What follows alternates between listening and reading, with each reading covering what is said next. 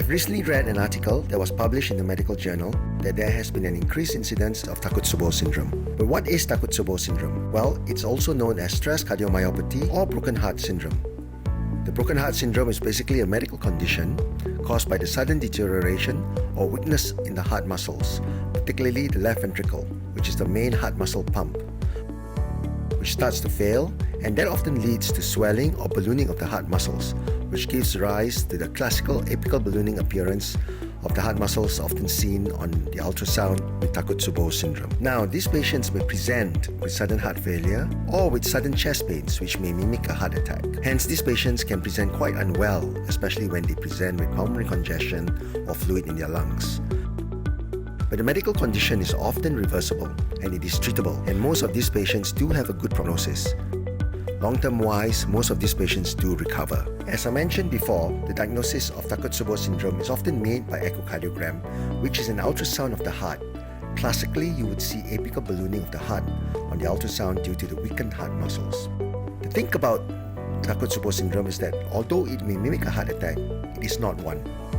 It is often triggered by extreme stress. It may be emotional stress, it may be physical stress. Not uncommonly, we see patients with severe illnesses developing Takotsubo syndrome, or even in patients who may have just undergone a major stress event in their lives, such as a recent bereavement or death in the family, or even in patients who have recently lost their jobs or in deep financial crisis. With the current COVID pandemic, the COVID viral infection may not directly cause the Takotsubo syndrome, but the economic impact and emotional and physical stress on the family members have certainly triggered an increased incidence of Takotsubo syndrome.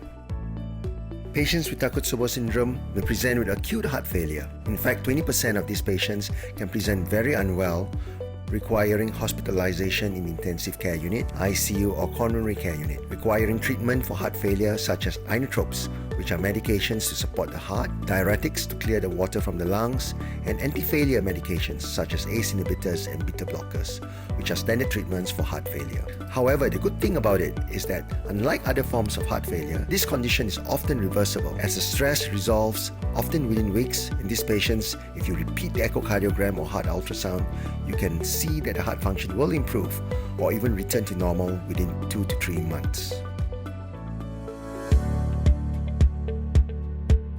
It's an interesting question.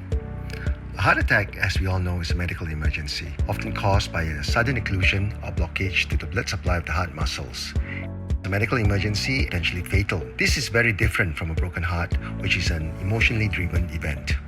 Sometimes it can be very difficult to tell them apart, as those with the broken heart syndrome can present with similar types of symptoms, such as chest pains, hence mimicking a heart attack.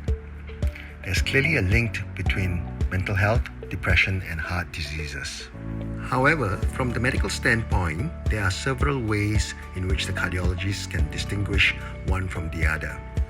A heart attack is often accompanied by changes or abnormalities seen on the ECG or electrocardiogram, which is the electrical heart tracing. And there may also be elevations in the blood markers or enzymes, which indicate heart muscle damage. You will not see these changes in those suffering from a broken heart. Patients with a broken heart will generally recover well, and their heart function often return to normal within 2 to 3 months. Whereas those with a heart attack, urgent treatment to unblock their clogged arteries would be key to survival. Delay in treatment or failure to open up the blocked arteries during a heart attack may have grave consequences, which may even lead to heart failure and death. Thank you for watching. I hope you liked the video. If you do, please don't forget to like, share, and comment. Thank you.